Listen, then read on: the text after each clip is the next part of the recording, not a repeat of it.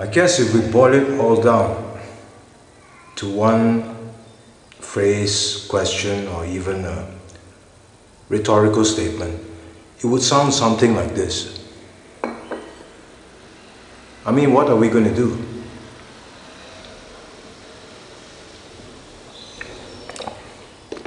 Are we as netizens going to perpetuate this whole idea whereby anything you can do and I can do better becomes the mantra of the day, where we have a continuous melee with the mainstream press, and the mainstream press be the mainstream press, since they can't be anything else except the mainstream press, for one simple reason: they just happen to be the apparatus of the state. Will continue to play that game.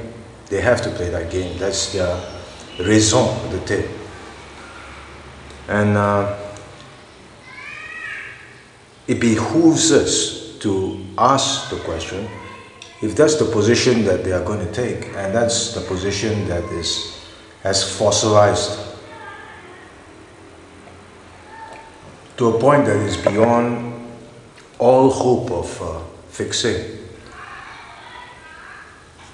then the onus falls on us to change the rules of the game. But how do we change the rules of the game when we are so entrenched in this whole idea of what I call the cult of sniperism? And this is basically a culture that has managed to find itself, strangely, in only Singapore, Malaysia, Thailand, and not even Indonesia, for that matter, the Philippines, has that kind of oppositional bent against the government. And we have to ask ourselves why. Why is it that in our case, as far as the internet is concerned, it tends to have such a strong oppositional bent, whereas if you find in European countries and even in America, and these are paragons of what you call the civil liberties movement, and some of their rights, such as the freedom of speech, is actually enshrined in the Constitution. So these guys know what's happening. But despite that, the question that we're presented is why is it that we continue to display such a high level of skepticism, cynicism, and what I refer to as terminal askance. Askance in the sense that we are not really convinced about the veracity of whatever we seem to be able to read or see or even hear from anything that comes out from the mainstream. Now, it's easy for us to blame the mainstream press, but let's play the devil's advocate. Let's just try to look at it from a perspective of a netizen. Not any netizen, but a netizen who is able to step out of his skin and sort of look at himself in a way that you would perhaps be able to fly and still be asleep through a process known as astral projection. Now, bear with me because this may sound a bit quirky here, but what if we were able to do that? What if we could step outside ourselves when we're like typing, or blog surfing and basically picking our toenails as we hack away, and what if we could do that? Well, let's try to do that by a process of imagination. Now consider this. You have just read the morning newspapers and it has told you basically that elephants can fly. Sometime around lunch you decide to log in into your favorite read and you discover that elephants cannot fly. Now you seem to believe that elephants cannot fly, not because you know that elephants cannot fly, but because you actually have immersed your consciousness in a forum whereby everybody believes that elephants cannot fly. But what's important is that you don't have the information in order to make an informed decision. And this has nothing to do with the idea of whether you think you're right or you think you're wrong, because you can be wrong and still be right and still be wrong.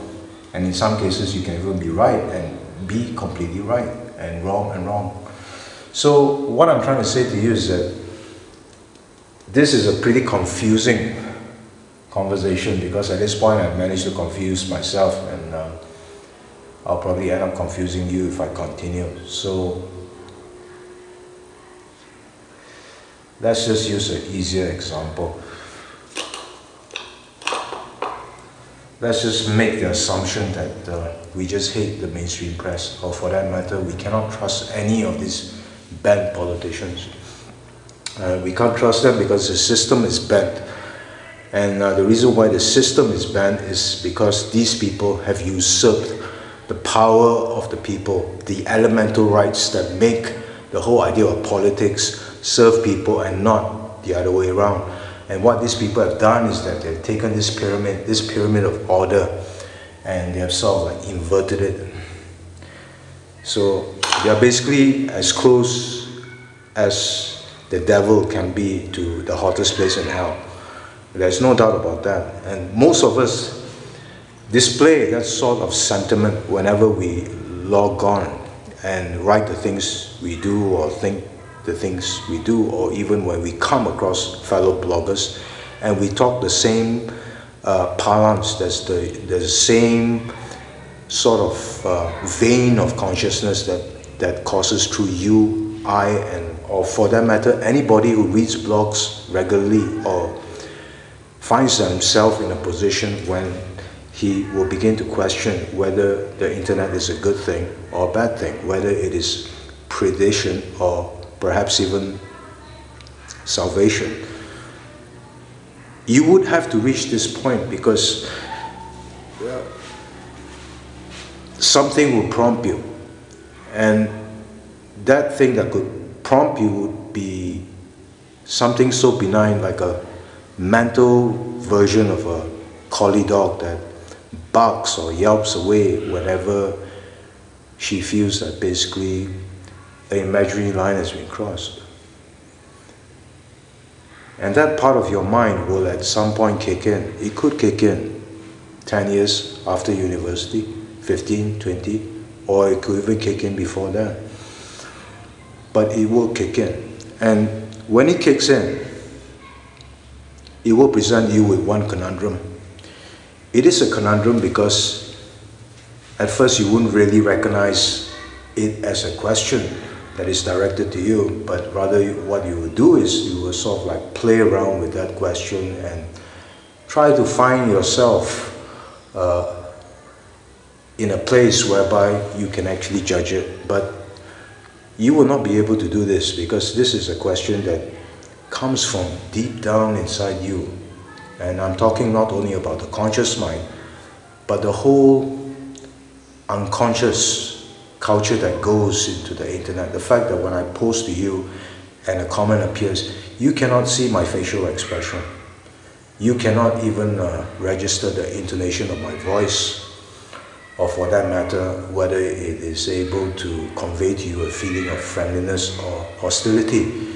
You cannot measure all these things, and yet the strange thing is that you can supply the necessary imaginative raw material to basically give whatever I have wrote down a name and a face, and perhaps even a gesture. You can do that, and you do that thousands of times whenever you actually log on during the course of a month. You are not conscious of it, but it's easy to be conscious of it because sometimes when you read blogs, you imagine the attitude of a person. You are always questioning basically whether this person is basically living a life like me, and you're always interrogating yourself, and through that process of getting information out and regurgitating it out again, you will flesh out the character of the people who you read. It's only natural. It's a bit of a funny thing, but sometimes when I read a book, I would basically be able to go into the mind of the author, and I would start asking myself, why did he or she write that sentence in this way and not in that way? Or why did this scene appear in the second chapter when in my view it should have appeared probably just one page away from the epilogue? So the thing is this, that we're always supplying that missing information. And the question is this: when we are always supplying that missing information, it is a good thing. It is a good thing because we are recruiting our powers in order to think in ways and means that are very different from the way our society has been organized, whereby the nail that sticks out will be hammered down. And it is a diametrically opposing logic that we are dealing with. We're dealing not with something that we can understand, because what we're dealing with when I'm talking about the internet and the whole culture that goes with it is rather a state of mind. A state of mind that is not so different from the whole idea of the brotherhood. You see, if you have, like me, been in positions whereby you find yourself completely hermetically sealed from the rest of society, you feel this deep sense of alienation and you feel marginalized, and you do not know why. You do not know why you're different. You don't know why you're thinking the things that you do and even holding certain attitudes that you don't seem to find in other people. And you're just walking around. It's a vampire thing. And from time to time, you get to meet people who are exactly like you, and you say to yourself, oh my God, there are actually people like me. I'm not a freak. I want you to hold on to that thought. Because what I'm going to say to you is that whenever we log in, that is exactly how we feel.